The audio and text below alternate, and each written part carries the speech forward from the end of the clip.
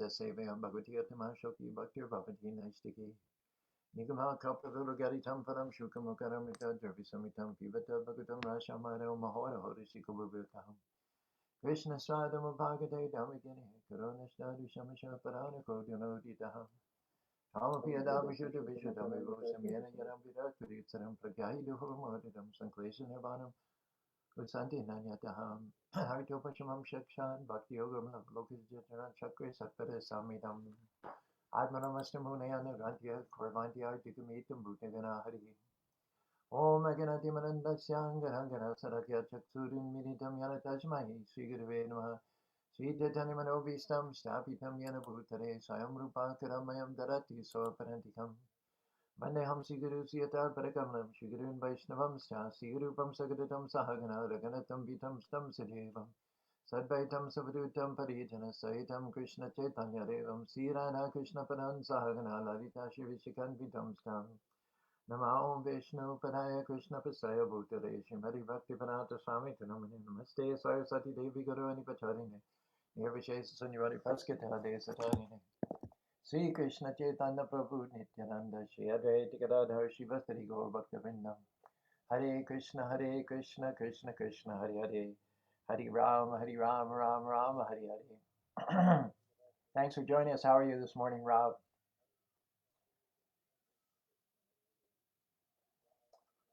I'm doing very well, Prabhuji. Thank you. How are you? I'm good. I have a little band-aid on my head to spare you of any of the gory visuals.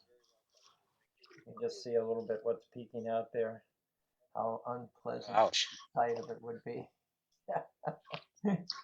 There are perches in the cages for the parrots, and some of those pieces of sticks, limbs, branches really, that we use for their perches, they stick out of the cage, and they may have sharp points.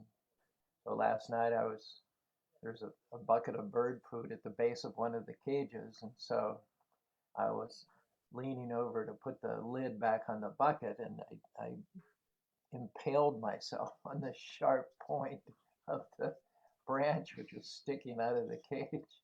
I was thanking the Lord that it wasn't like 5 inches lower, because it would have gone right into my eye otherwise. Krishna's taking care of us, which is our topic today, under the vigilance of the Lord. So no doubt my prod, the little cut that I received, was just a warning from the Lord that everything in this material world is eminently precarious and vulnerable, and I should knuckle down and get more serious about my Krishna consciousness. So anyway, thank you. So this is also a little reminder to you all also of Kamala Dala Jala Jivana Talamala, our lives, our health, our well-being are precariously poised like a bead of water on the edge of the leaf of the lotus flower. Nothing is certain. Even such a small, insignificant thing as a perch in a parrot cage can be hazardous to our health, isn't it? Samsritaye Plada Palava Param Mahat Panyam Panyara Shomana Bhavam Piripata Param Param Param Yadvi Param Desham. Says for one who is not under the vigilance of the Lord, this is a very dangerous place. There's danger at every single step. But for those who are under the vigilance of the Lord, even those who have taken up devotional service and left it after some time, their process is incomplete. Still, they're never the same as those who have never taken up devotional service in the first place. The dangers of this material world is formidable and as vast and as daunting as they are. Once you're connected with the Lord, who is the master of all different energies, then he can order those material energies, which are generally so threatening and so hazardous, to subside, to give the devotees a pass, or at least just instead of severely wounding them, just giving them a token slap on the wrist to remind them to get serious about devotional service. That's pretty much our theme today. Good morning, Raleigh. Good morning, Jean. Good morning, Ram Kishore. By Bobby, cute band-aid supplied by her lotus hand. I'm not sure The positioning of it is ideal, but I try to position in such a way as to cover most of the blood and the gore. Anyway, good morning, Govinda. Ouch, yes. And our prayers for your health and well-being are also here on the table. Please be assured of that. All right, the vigilance of the Lord, something in which we all have a crucial vested interest in. This is again mentioned in the 19th verse of the 5th chapter, the first canto of the Srimad Bhagavatam. Navai Janu Jatu Kantanchana Virjan Makunda Sevyanyabara Anga Samsitim Shmaran Makundangri Upagana Punar Vihatami Chena Rashagraho Yata. Shmaran Makundangri. Just as I said, when you remember the Lord, all those dangers which are in this pure world, if you're plopped in the middle of the ocean, there's so many hazards over which you have to be vitally concerned. There's the beating sun on your head. There's the water under which you can drown. Your head can slip underwater if you're not constantly treading water and exerting energy to stay afloat. There are all kinds of fish like sharks and barracudas and tumangila, which are out for just such flesh as yours.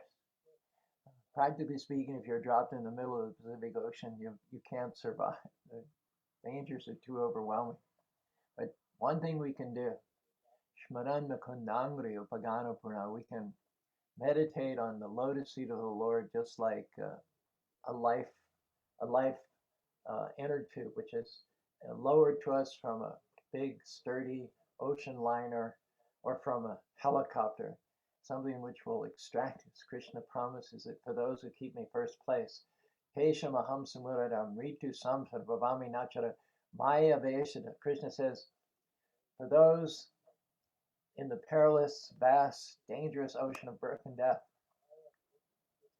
Kesha Maham Samudarta, from that Samuda, from that ocean, I am Ritusha, I am the swift deliverer from the birth and death.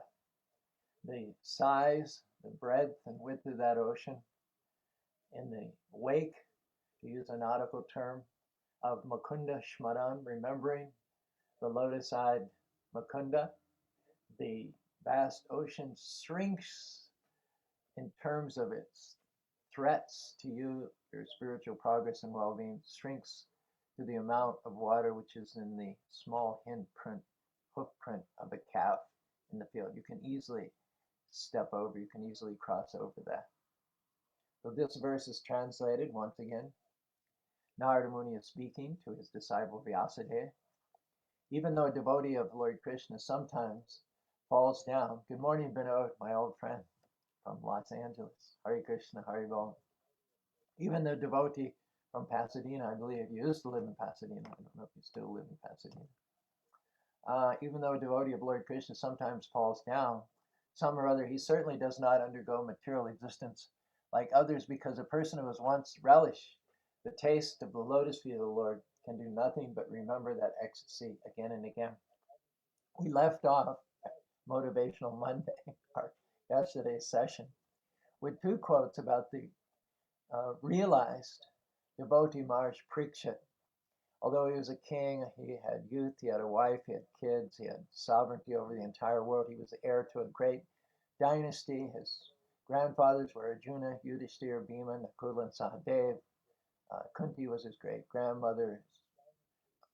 He had everything. He had it all, they might say. And yet, when he heard about the curse of to be bitten by a snake bird within 7 days and leave his body, he welcomed it. He didn't have a pity party. He didn't say boo-hoo.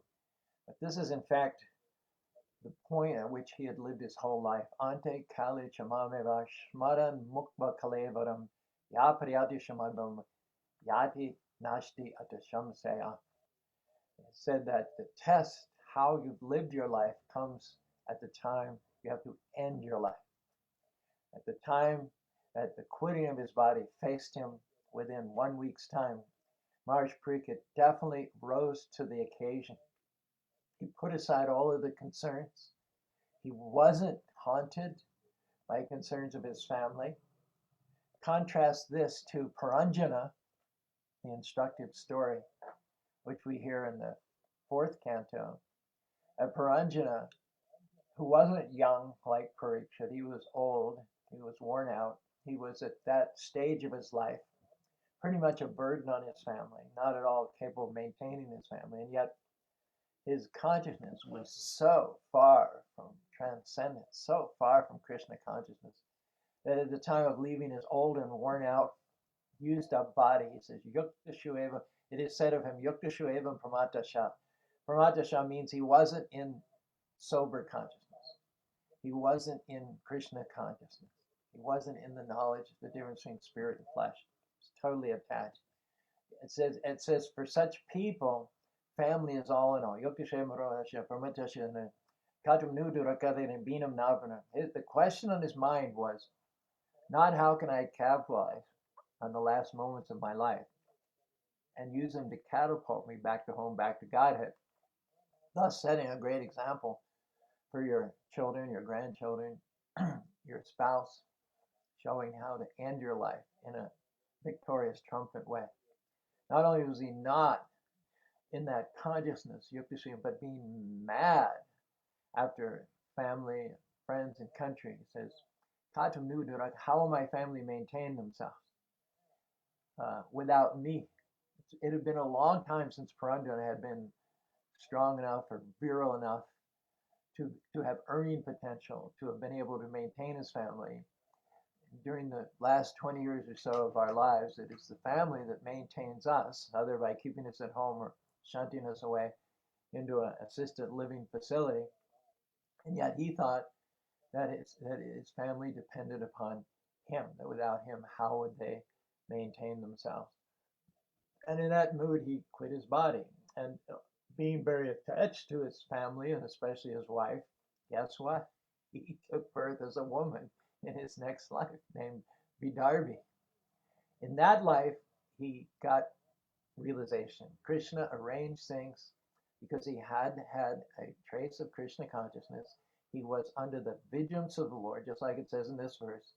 Those who have executed Krishna consciousness but fallen down are not the same as those who have never executed Krishna consciousness. The example is given that the orphan is situated differently than the son of the king.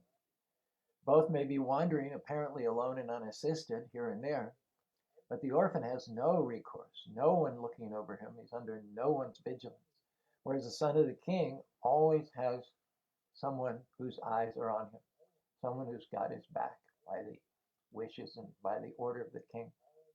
So it happened that in his next life as a woman, Puranjana was married to Malayavaja, and then Malayavaja left his body in full Krishna consciousness. And as Puranjana was mourning the loss of her husband, then the super soul came. And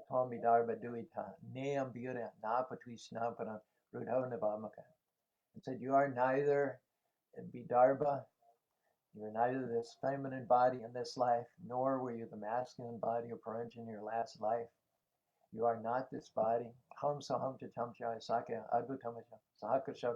Both you and I are like swans.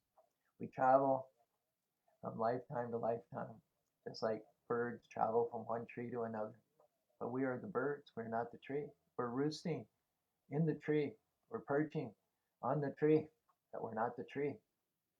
And we have the option at any time to fly away from that tree, never again to be embodied, never again to be awash in the vast ocean of birth, death, disease, and all. Maharaj Parikshit was quite different from Puranjana, the polar opposite. He never retreated from Krishna consciousness. He never fell away from Krishna consciousness. His entrance into the world from the womb of his mother was marked by his seeing Krishna within the womb. Krishna entered the womb of Uttara to protect Parikshit from the Brahmastra weapon of Ashwatthama. Therefore, Parikshit was never known after that as Parikshit, or the examiner. He'd seen the Lord even before taking birth, and his whole life ambition was to see the Lord again. When he got notice of his impending demise, he became ecstatic. He said, now I'm going to see that Lord once again, after whom I have been hankering my entire life. So just to review, Parikshit's only concerns were far from family affairs, but he says, Tam apayatam pratyantam ganga chadevam vijapashakas duakas dakshara Dasato Alangayato Vishnu Gidam. There was a great assembly of Brahmins headed up by Sukadeva Goswami. So he addressed them, said, just accept me as a completely surrendered soul. And that Madhya Ganges, who flows nearby, who is the representative of the Lord, also accept me as a surrendered soul in the same way. I have already taken from the womb, I've already taken the lotus feet of the Lord into my heart. Dvija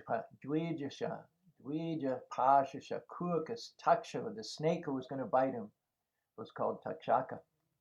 Yesterday, Bhai Bobby asked me, I'd mentioned a conspiracy that was afoot to bring about the death of Maharaj Pariksit. And the reason was that when Krishna left the planet, quitted his pastimes, Krishna Sadham Bhagavad Dhammika Karonashtam Disham Shaparana Kodadam. And he took the knowledge, religion, took everything with him. And he was supposed to have left a vacuum into which Kali would come. It was Kali's time.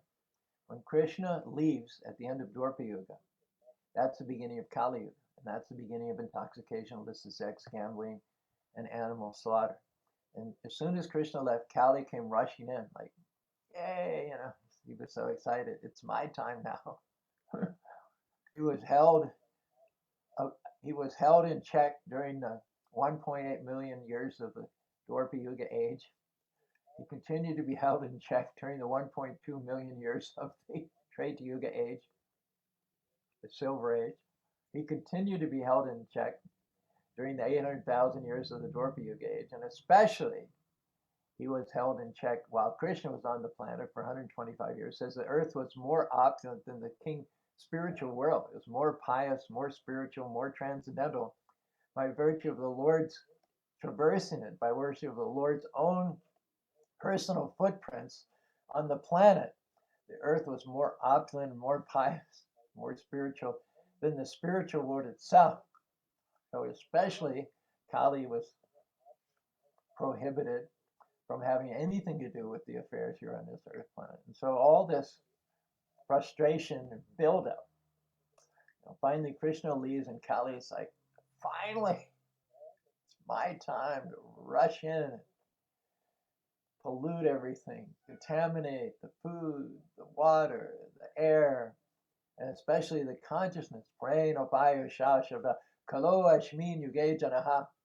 It's Kali's job to reduce the lifespan of everybody, to reduce their intellectual capacity, to reduce their energy levels, to reduce their health, to reduce any sort of regulated living style, lifestyle. With the introduction of the electric bulb, people can stay up to 1, 2, 3 o'clock in the morning instead of going to bed when the sun sets, experiencing a nice natural life cycle. And especially it's Kali's job to take our intellect and degrade it, pollute it, and distract it with all of technology, the culmination of which, at least so far as we've reached this point in time, Facebook, Twitter, TikTok, all these things. I think you'd agree that Kali's done her job pretty well.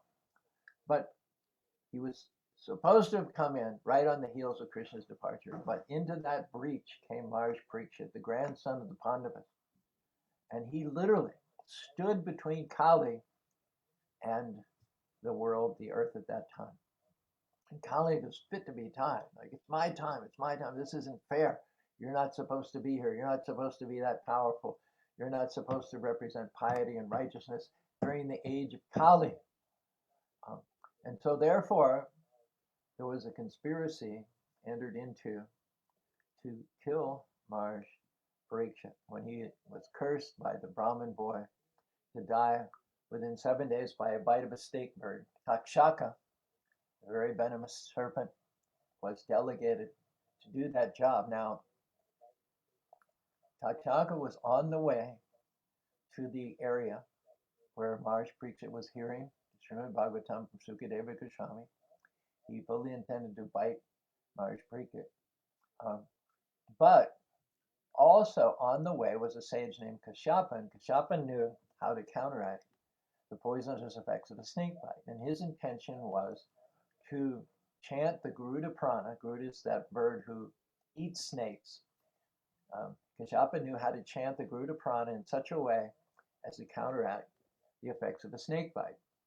And so he was capable that once Parikshit was bitten by Takshaka, he was capable of coming onto the scene and then reviving Maharaj Parikshit. This, of course, was unacceptable for Kali. So Kali and Takshaka entered into a conspiracy to offer Kashyapa such rewards, such remunerations, that he would not arrive on the scene, that he would not resuscitate Maharaj Parikshit. And Kashyapa is a great devotee, is one of the Prajapatis, and he recognized the writing on the wall. He recognized that the workings of universal time have revolved to such a point that we can no longer forestall the inevitable. It's Kali Yuga's time, it's the winter season, it's the time of quarrel and hypocrisy, and after all, you need winter.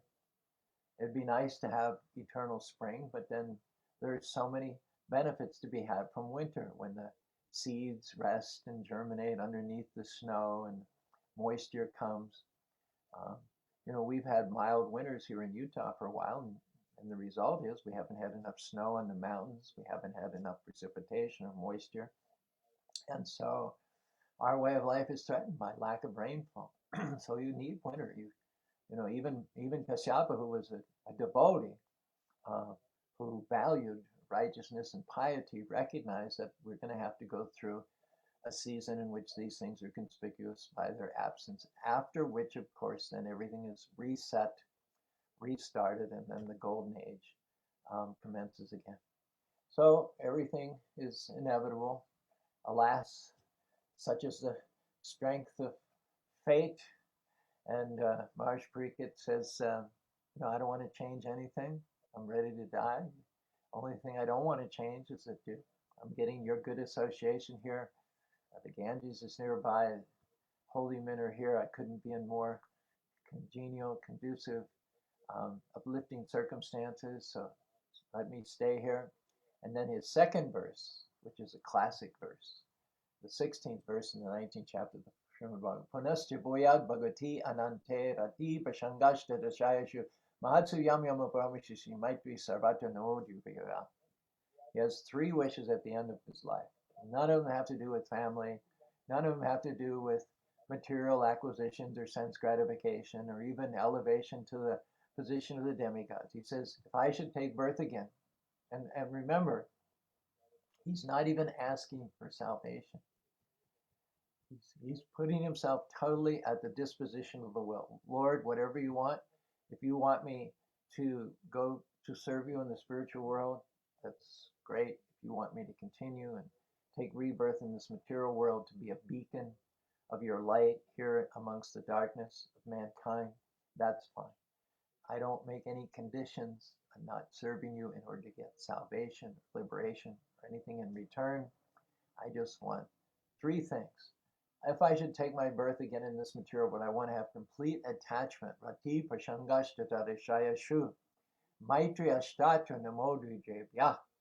I want complete attachment to the unlimited Vishnu, association with devotees and Maitri, and then friendly relationships with all living beings. Maharaj Parikshit was a steady, consistent, undeviating, always moving forward, always progressing, always going to the next level, from even before the time he took his birth until the very moment of his death. However, that's not the case with everybody. Sometimes our devotional journey goes and stops and starts. Sometimes we muster up the enthusiasm, the energy, and we make some progress, and then due to a fall down or due to our own karmic reactions catching up with us from bad decisions in the past, or even just unfortunate circumstances, it happens that devotee will retreat or take a hiatus from the steady, progressive march back to home, back to Godhead. But even when a devotee apparently ceases and desists from the practice of devotional service, his or her position still cannot be compared to the position of those who are non-devotees. As we said, the position of an orphan and the son of the king are not to be equalized, because the son of the king is always under the vigilance of his Father. Sometimes a devotee, due to wrong association, or due to a fall down, or due to the reawakening of material desires, appears to go back to material life. He appears to reject devotional life. He appears to have lost his faith in Krishna consciousness and seen the light, you might say. He goes back to join the fruitive workers. He goes back as part of the maddening crowd.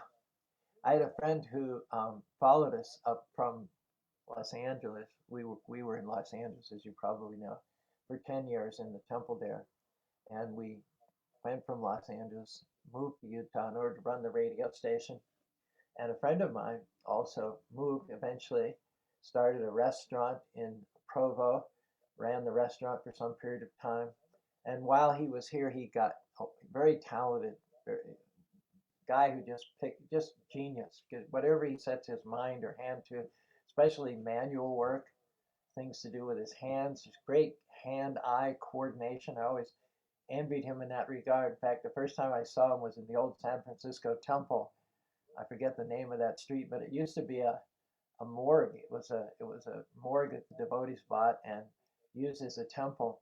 Are we still on the air? Yeah, okay. I think there's an intermittent transmission today, but as far as I can tell, our broadband is up and running, so there should be plenty of bandwidth if we're going off and on the air. I don't have an explanation for it. But where was I? Yeah, the first time I saw this fellow was in the old temple in San Francisco. He had arrived from Phoenix, where he's part of a preaching mission, and he was leading kirtan. I never saw anybody play the drum so expertly or sing so expertly. And I just, from the very first time I saw him, I was just attracted by his natural athleticism and his earthliness and his skills with his hands and his voice and hand-eye coordination. So anyway, he was living in Utah. He bought a house here. Wife was running the restaurant, and he started working in a wood shop, and then he got promoted. He's very good at what he does, and he became the foreman. He became over in charge of 20 people. So we were talking one day, and this phrase slipped out of his mouth, which I'll never forget. He said, I've been a devotee for so many years. I've been out of the workplace. I have to make up for lost time. And I'm like, I was thinking, you have to what? You have to make up for lost time? What does that mean? So you would think that he's no longer in Krishna consciousness, that now he's come to value earnings and bank balance and retirement funds and education for his kids and having grandchildren. You'd think that he's jettisoned his Krishna consciousness, and now he's shifted his allegiance. He's rejected it. It's like sometimes people say, well, I don't believe it. And especially in Utah Valley, there are people who are ex-Mormons. And so they say, well, I reject the whole thing. At one point, they accepted it wholeheartedly and rejected the whole thing. Krishna consciousness is not like that. It's not a belief. Prabhupada said, belief you can change, but you can't change what you are. You're Nitya Siddha Krishna Prema Sadhu. You're an eternal servant of Krishna. That's what you are, and you can't change that. It's nothing to do with belief or this physical body. It is the nature of the soul to be a servant. And the perfection of our servant relationship is to serve the greatest, the Supreme Personality of Godhead. So you can deviate from it, you can be distracted from it for a while, but you always have nothing else to go back to except for service of the Supreme Personality of Godhead. And there's really no reason to think that you'd ever lost time by practicing Krishna consciousness. It's just the opposite. You lose time when you don't practice Krishna consciousness. Kim pramatyasya bahupiya proksha varamahurtim viditam adate griyapavat. It is even a moment in Krishna consciousness makes one's life successful, whereas even a lifetime as the foreman of a wood shop, as even owning your own wood shop, as having a string of 20 wood shops, it's being the king of wood shops, is all a waste of time. So no matter how expert you are, no matter how elevated you are in the material estimation, if you're not working towards the goal of extricating yourself and your family members from this ocean of birth, death, disease, and old age, then you are losing time. You are falling behind in that sense. Certainly, a devotee who thinks this way or who has lapsed into this way of thinking is foolish, thinking to exchange some material power or bank balance and swap it out for devotional service. Now, such devotees are sometimes put into difficulty by the Lord. It is a special favor to put these mixed devotees into difficulty. The crutches that they're leaning on, the things that they've come to depend on in lieu of the eternal Lord, often Krishna, as a special favor, kicks those crutches out from under them. By such action, the bewildered devotee feels forsaken by his friends, by his family, by his employers, by his bank, by the economy, and he comes back to Krishna consciousness. He regains his senses by the mercy of the Lord, and then he gets set right and resumes the path of devotional service. A couple of weeks ago, we spent a lot of time on the stories of Ajamil, on the stories of Bharat, and one other. Who was it? Ajamil, Bharat. There were one other. We told each and every one of their stories in detail. These are also great advanced devotees who retreated from Krishna consciousness, but whatever Krishna conscious they'd done, it was a permanent asset for them. They were given the opportunity by the grace of the Lord. The Lord took away everything. In the case of Ajamil, the Lord took away his family members, took away his ill-gained wealth. In the case of Bharat Maharaj, he took away his human form of body and put him in the body of a lowly deer. So sometimes the Lord does that. Yashaham anugara hevishe tad dhanam sani. Whatever idols the lapsed devotee is worshiping, whatever he's come to lean on, instead of leaning on the Lord exclusively. Sarvadamam Purijagam Bhamekam Saran Aham Tom Sarvabhapya Moksha. The Lord wants to get us to that point of leaning exclusively on Him, giving up even our religion, in order to focus on our relationship with the Lord. That's why the Lord tells Arjuna in the 6th chapter of the Bhagavad Gita, Tatra Tambudi Samyagam Labhate but Yatato Chataram Samsido Kudanandana. Just like the expert physician, he will not indulge his patient, he will not flatter the patient. If there's a food that the patient likes to eat, and that food is making the patient ill, a quack, a pseudo-physician will misinform his patient that you can go ahead and eat that food and at the same time you could cure yourself. That's not a real physician who has the best interests of his patient in mind. The expert physician will tell the patient, you cannot eat this anymore. You have to give it up. It's causing your suffering. So similarly, the Lord purifies the devotee by forcing him, if necessary, to give up his material attachments and bring him to the point of anya vilasita sunya. The Lord wants for each and every one of us total restoration, total wholesomeness, total elevation to Krishna consciousness.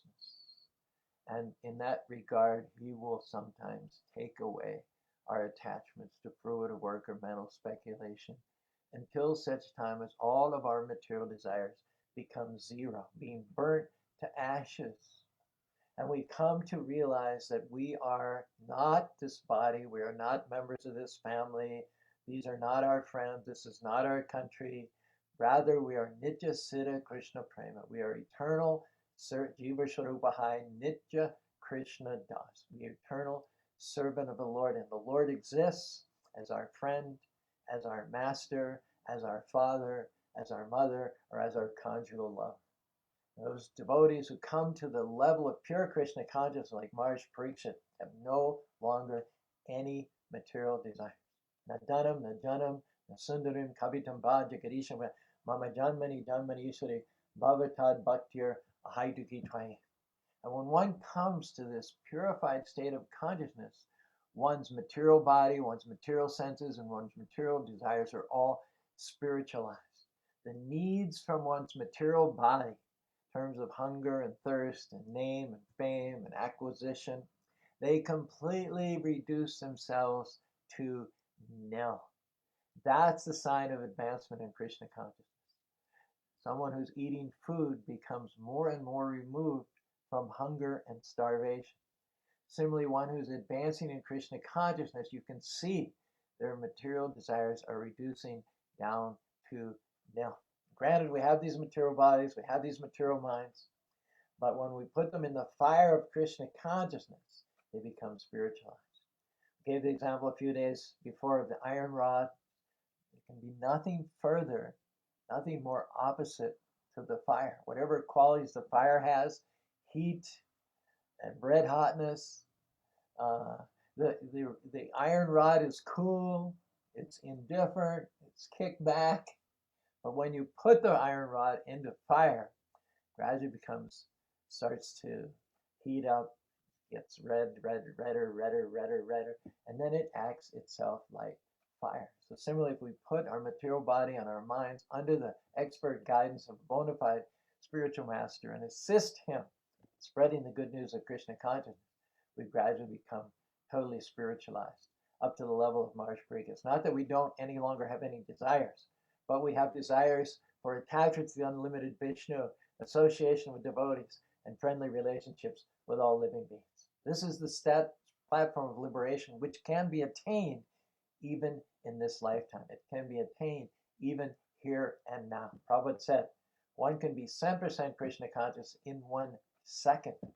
Hare Krishna, Krishna Krishna, Hare Hare, Hare Rama, Rama Rama, Hare Hare. However, it may take a lifetime to come to that level of complete sincerity. It's not overnight, generally speaking, that one can purely and offenselessly chant the holy names of the Lord. Hare Krishna, Krishna Krishna, Hare Hare, Hare Rama, Rama Rama, Hare Hare. It takes, generally speaking, practice in order to come to that level of heartfeltedness, of desperation, total and exclusive dependence upon the Lord for all of one's needs.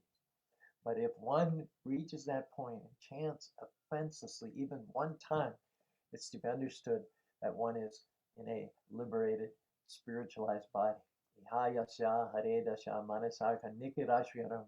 Jivan mukta saujate. It is said that one, a living being, even while in this material body and even while under the umbrella of this material mind, it says if one's body, mind, words, wealth, and deeds are 100% engaged in the service of the Lord, it's to be understood that underneath this material body, the spiritual form, the spiritual swarup has already unfolded. And then when one comes to that inevitable time of death, which approaches us all, then it's just a formality being transferred to the spiritual world, because the spiritual body is already fully formed, fully mature inside of the material body. The example is given that when a snake sheds its old skin, the new skin is already in place. We learn this from the example of Narada Rishi. Narada Rishi, he spent a lifetime with the sages, taking prasadam, listening to the katha. Eventually he wandered here and there, chanting the holy names of the Lord without envy, feeling fully satisfied and protected by the Lord. So he says, Evam Krishna Bhatter Brahmanashakta Kale Pradurbati Tadit Sodamani Yataha. Came to the time of death. And it said that his transferal between his material body to his spiritual body was instantaneous. Instantaneous. He had already developed by chanting and having faith in the Lord and taking prasadam. He had already developed his spiritual body within his material body. Just like a pillar of wood is scheduled to be burned. Okay, you've got some accelerant on it. You put a match to it. Now the fire has always been within that wood. And as soon as the wood ignites, the fire appears instantaneously, and the fire rises. Gradually, the wood disappears, and what's left is the fire ascending, or the byproducts of the fire ascending. So Narada Muni used Kale Padurba Pare. He said it's just like you see the light, you hear the thunder, and then just a moment later, almost instantaneously, you see the light. Actually, you hear the thunder, and there's a lag between the time you hear the thunder and you see the thunder. Sound travels 1100 feet per second. So if the lightning strike is a mile away, then it's going to take 4 seconds to reach you. But for you to see it, you're going to see that bolt of lightning 4 seconds before you hear it. That means the visual acknowledgement, the visual experience is instantaneous. When that bolt of lightning manifests itself, you see it at the speed of light, which is much, much faster than the speed of sound. It is instantaneous. So Narada Muni said, at the very instant I gave up this material body, in full Krishna consciousness, Hare Krishna, Krishna Krishna, Hare Hare, Hare Rama, Rama Rama, Hare. In that same instant, I appeared in my transcendental spiritual body. And in that next body, it is said, Antar tu lokash, Bahirantas cha lokam strim, Paryemya skanditam brataha, Anugrahen mayanam, Pradishtam dijamitaram.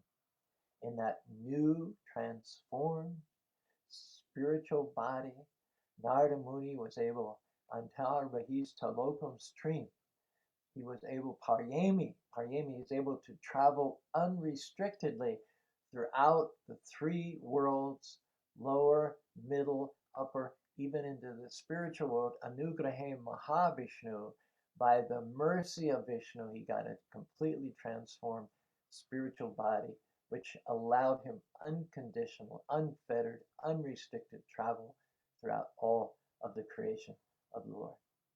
Hare Krishna, Krishna Krishna, Hare Hare, Hare Rama, Rama Rama, Hare Hare. That about concludes our ruminations today, and we'll continue. We'll probably wind up this subject matter tomorrow with the different examples and stories of people who, in one moment of Krishna consciousness, totally transformed their lives from material to spiritual. So we aspire to have that moment of full Krishna consciousness. We aspire to chant consistently and heartfeltedly, working towards that time when we're no longer chanting offenselessly, when we break through into the clear light of Krishna's love without any offenses and without any ego or personal agenda. We simply glorify the Lord because that's what we are. We are eternal servants of Krishna, and as such, that's what we do. Hare Krishna, Krishna Krishna, Hare Hare, Hare Rama, Rama Rama, Hare Hare. Any comments, Rob?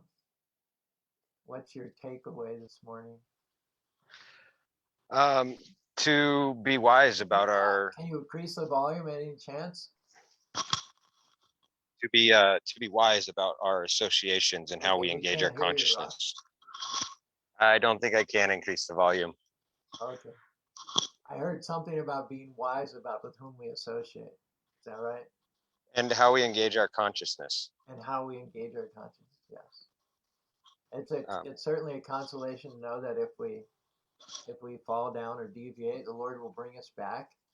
But we can't use that as an excuse to be sloppy in our devotional service. We have to do our level best to be consistent, to chant and to serve the Lord every day, and to choose devotees as our friends. Life is all about choices, so we have to do our part, make the right choices, then the Lord will always be the wind behind our sails. However, if we make the wrong choices, some or other, the Lord's still going to get us back to where we need to go, but that will have been a distraction. So no matter what we do, we're going to go back home, back to Godhead, but do not take that as an excuse to be sloppy. what you're doing is you're teetering on the seventh offense against chanting.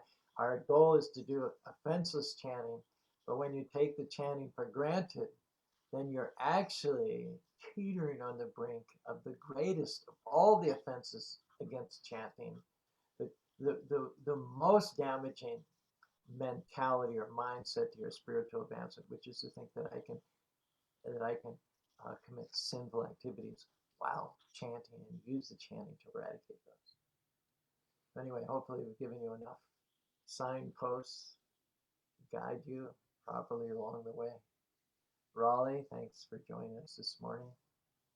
Jean, Rob Kishore, Glorious to Prabhupada. Bye Bobby says cute band-aid. George is empathizing with me. Head wound today. Vinod, Pasadena is where it all started. It was in Pasadena. And I started my first radio show in 1980. KMAX on Foothill Boulevard in Pasadena. I always associate Vinod with Pasadena. I don't know if he's still living there 40 years later, but he's one of our oldest and dearest friends. Bhakti Gary, Hare Krishna, accept my obeisances, all glories to Srila Prabhupada. Shout out to William and Ali in Los Angeles. Madhavadas, nice to circle back and be with us again. Appreciate it. Okay, I've got several comments that there was nothing wrong with the transmission. I was getting a flashing note that the transmission was interrupted, but both Govinda Dev and Bhai Bhagav assured me that it was consistent, audible throughout the whole thing, so that's good to know. Everyday Nate welcomes us good morning in another language. Yesterday it was German, today it's Italian. That tomorrow, how about bon matin? All right, Richard Vaninath quotes the Bhagavad Gita from us. Don't disturb the ignorant, but try to engage them in acts of devotion, whereby they might become gradually elevated. Give them a taste of the honey from the lotus feet of the Lord. They'll never be the same. All right, who else we got? Ram Kishore, I love to chant. I get to chant. I want to chant. Here, here. Okay, this has been Transcendental Tuesday, and we're going to pursue the nectar. We're not going to let this go until at least by the end of our session tomorrow. So come back tomorrow for the conclusion of our discussion. And in the meantime, keep chanting Hare Hare, Hare Krishna, Krishna Krishna, Hare Hare, Hare Rama, Rama Rama, Hare Hare.